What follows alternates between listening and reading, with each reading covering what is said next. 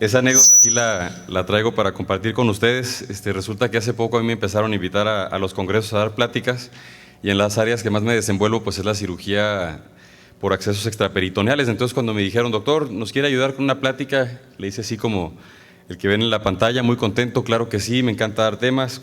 ¿Qué tema es, doctora? Fisiopatología de las hernias. Entonces ahí me cambió la expresión, ¿no? Dije, en la torre.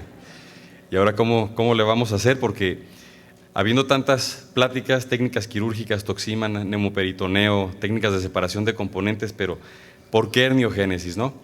Y después de hacer la charla me di cuenta que es algo que acaecemos la mayoría de los cirujanos, no nada más los herniólogos, y me pareció de suma importancia que lo hagamos, y que lo hagamos además muy bien. Al final vamos a ver por qué, pero por lo pronto tengo 4 objetivos el día de hoy. El primero pues es definir qué es la herniogénesis, que lo vamos a hacer muy rápido, comprender los factores que hacen que un paciente desarrolle la herniogénesis, cómo vamos a llevar a la práctica el conocimiento de la herniogénesis, pero siendo tan temprano, mi reto número 1 es que nadie de ustedes se duerma.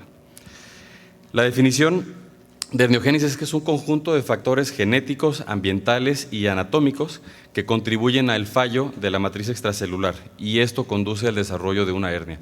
La matriz extracelular es la unidad, el eje de donde va a salir todo lo que relaciona a la conducción del desarrollo de una hernia.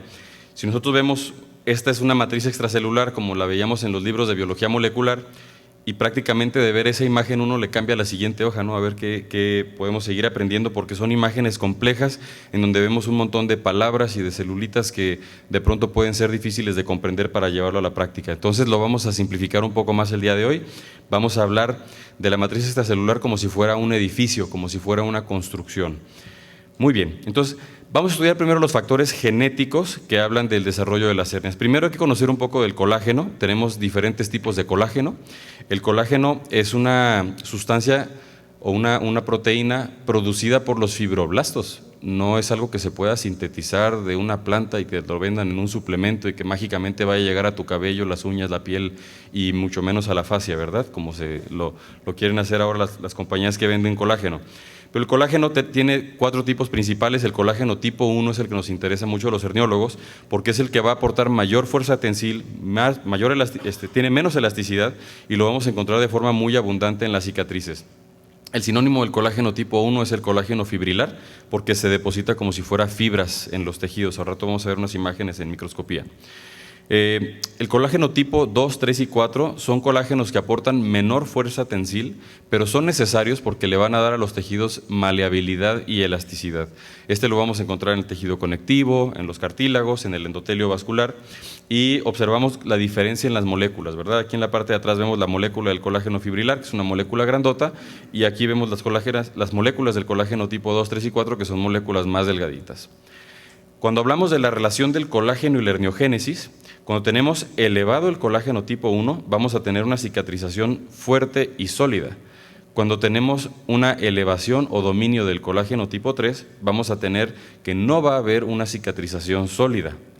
Cuando la relación entre estas dos, que debe de ser 70% de colágeno sólido y solamente 30% de colágeno no fibrilar, se invierte, es cuando vamos a tener anormalidades en el radio del colágeno, y esto es a lo que le vamos a llamar herniosis primaria. Los pacientes que nacen con esta predisposición congénita a desarrollar hernias es porque tienen una inversión de esta relación.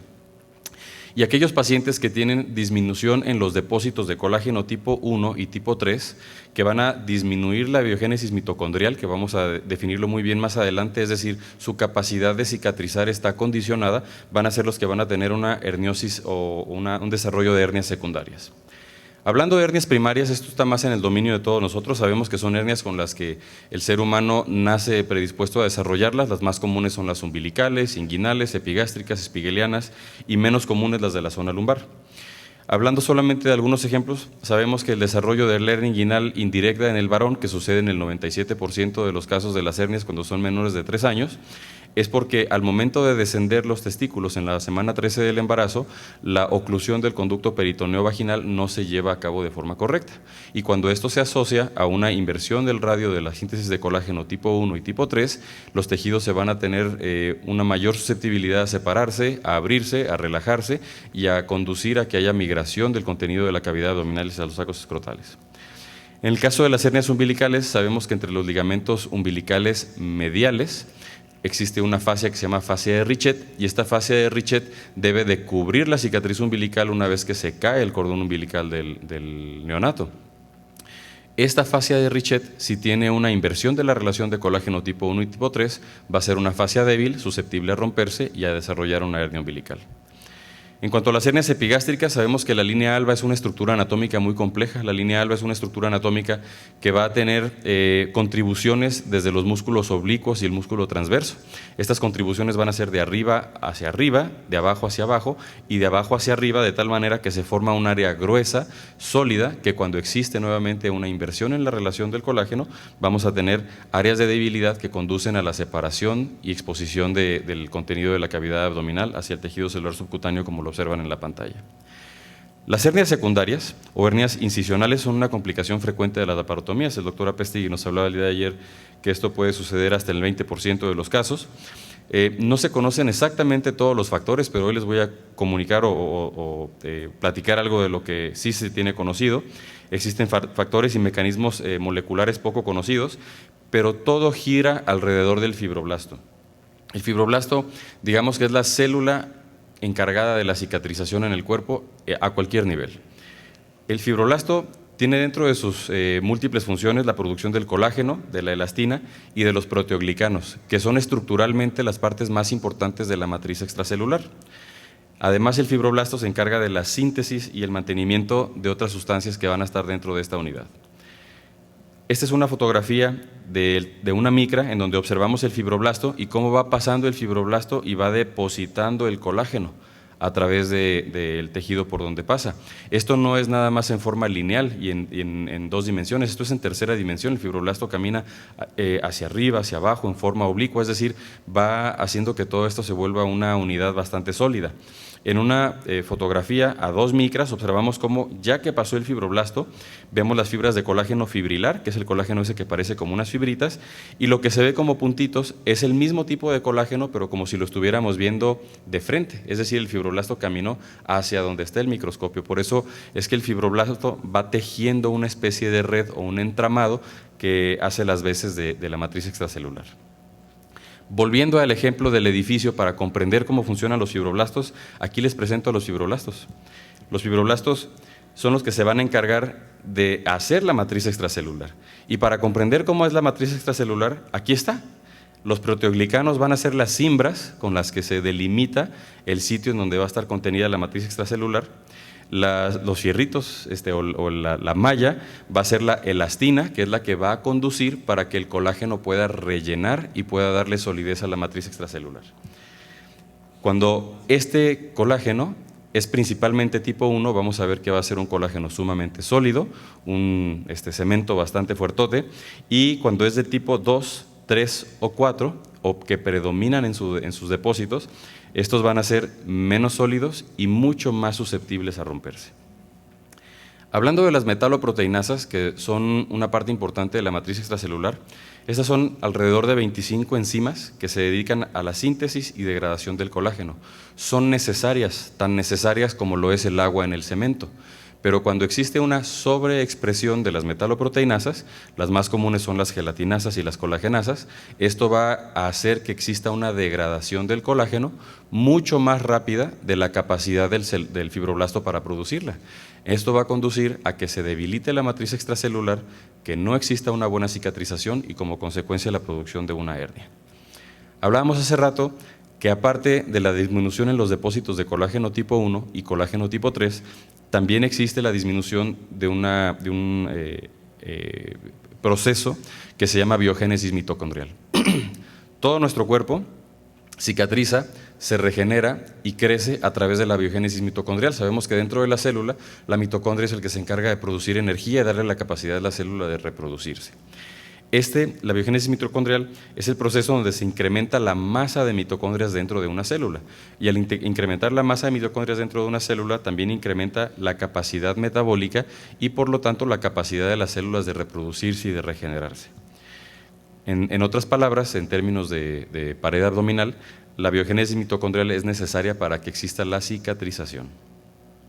Cuando nosotros tenemos una cicatrización correcta, va a ser porque después de una incisión se genera una hipoxia.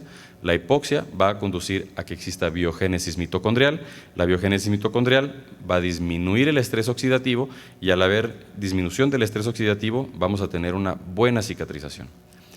Cuando tenemos una hipoxia más inflamación, y vamos a llamarle inflamación no nada más cuando un paciente está, como ustedes lo observan en la pantalla, con una malla expuesta, con una infección crónica, sino también pensar en el estado proinflamatorio de la obesidad, el estado proinflamatorio de la diabetes, el estado proinflamatorio de las enfermedades crónicas, del consumo de drogas, el tabaquismo, el alcoholismo. Entonces, siempre que tenemos una incisión o tenemos una cirugía y a esta cirugía le agregamos inflamación, la biogénesis mitocondrial va a disminuir. Y al disminuir la biogénesis mitocondrial, aumenta el estrés oxidativo y esto va a conducir a una inflamación crónica que va a aumentar la sobreexpresión de metaloproteinasas y condicionar la capacidad de los tejidos de cicatrizar. Cuando tenemos inflamación crónica, disminuye la proliferación de los fibroblastos, baja la síntesis del colágeno, bajan los depósitos de colágeno de tipo fibrilar, se invierte la relación de colágeno fibrilar y el no fibrilar, aumenta la sensibilidad y la expresión de las metaloproteinasas y entonces eso nos va a conducir a desarrollar una hernia. Por eso es que los pacientes normalmente que tienen enfermedades crónicas son más susceptibles a desarrollar hernias. ¿Cómo vamos a aplicar esto a la clínica? ¿De qué manera vamos a trasladarlo a nuestro consultorio?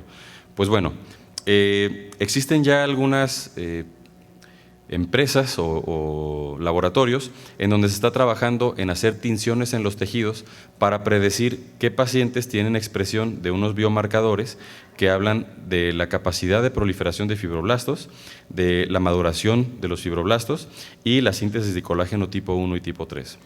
Estos marcadores son el FSP1, SMA y el de la caderina tipo 11, que se pueden teñir y en una biopsia transoperatoria predecir cuáles de nuestros pacientes van a desarrollar una hernia. También existe la detección preoperatoria y postoperatoria del procolágeno tipo 1 y procolágeno tipo 3. Cuando tenemos una disminución del procolágeno tipo 1 sérico y un aumento del procolágeno tipo 3, o el radio está invertido, el procolágeno es la proteína que es precursora de la formación de colágeno, pero a nivel sérico en los pacientes podemos predecir quién de nuestros pacientes es más susceptible a desarrollar una hernia. Y esto va a hablar de que el paciente puede tener la hernia o puede tener incluso una recurrencia. El uso de antioxidantes es otra de las cosas que están platicando el día de hoy, todo basado en los estudios que hay sobre la herniogénesis. Y se sabe, por ejemplo, que la doxiciclina, que es un antibiótico muy común y muy olvidado por nosotros, que es un antibiótico sumamente efectivo, tiene como mecanismo de acción inhibir las metaloproteinasas y se ha observado en estudios piloto en pacientes a quienes se les prescribe la doxiciclina como antibiótico en el posoperatorio de su atención de hernias, que esto aumenta la solidez de la fascia y disminuye los depósitos de colágeno tipo 1 y disminuye la relación o aumenta la relación colágeno tipo 1 con colágeno tipo 3. Y eso está publicado desde el año 2019. Muy bien. Existen otros esfuerzos en aquellos pacientes en los que ya se detectó que es susceptible de desarrollar una hernia, en donde se está utilizando una malla líquida profiláctica. Nosotros sabemos que el mecanismo de acción al colocar una malla es proveer una red a través de la cual nuestros tejidos van a poder penetrar, incorporarla y compensar esta mala relación que existe entre el colágeno tipo 1 y tipo 3. Este es un estudio de la doctora Bárbara East, en donde utilizando una molécula muy similar al polipropileno, que se llama policaprolactona, que es pequeñita y que se puede depositar mediante inyecciones líquidas, en los pacientes en quienes se identifica una susceptibilidad de desarrollar hernias, se deposita este líquido como si fuera un gel por encima de la fascia y desarrolla una reacción inflamatoria permanente que es muy similar a haber colocado una malla de las que conocemos hoy en día. Entonces, en realidad el día de hoy, esto es una medicina de precisión, el tratamiento correcto para el paciente correcto. Tenemos formas de estudiar y saber quién es más susceptible a desarrollar una hernia para poderle dar el tratamiento adecuado para su patología. Entonces, mis metas el día de hoy, o lo que me encantaría que se lleven, es que cuando su paciente en el consultorio les diga, doctor, ¿y a mí por qué me tiene que poner una hernia? Ustedes le contesten, bueno, es que necesito compensar el radio de colágeno fibrilar versus el radio de colágeno no fibrilar que tienes en tu matriz extracelular. Y si el paciente les dice, ¿Y por qué tengo que dejar de fumar, tomar, drogarme, bajar de peso y comer chatarra? Bueno, lo que pasa es que necesitamos aumentar la proliferación de tus fibroblastos, la síntesis de colágeno, la biogénesis mitocondrial y disminuir el estrés oxidativo y la sensibilidad y expresión de metaloproteinasas. Y así van a dejar a su paciente. Como conclusiones, existe mucha ciencia detrás de las hernias. El dominio de la hernia, de la patología herniaria, comienza en el dominio de la ciencia. Tenemos que conocer todo esto para saber cómo y por qué estamos atendiendo a nuestros pacientes. La medicina molecular es el presente y el futuro es la manipulación genética. Esto no nos conviene a los herniólogos, pero quiero que sepan que existen estudios en donde ya se están identificando 4 genes, estos son los 4 genes, que se asocian a una susceptibilidad a desarrollar hernias. Ya se sabe cuáles de los embriones van a tener una distribución anormal de colágeno que los va a hacer susceptibles a desarrollar hernias. Entonces, se está estudiando la forma en la que se puedan manipular para que cuando nazcan ya no las desarrollen y pues los herniólogos nos quedamos sin trabajo. Muy bien, pues esa es toda mi participación por el día de hoy. Esta es mi sesión. Gracias.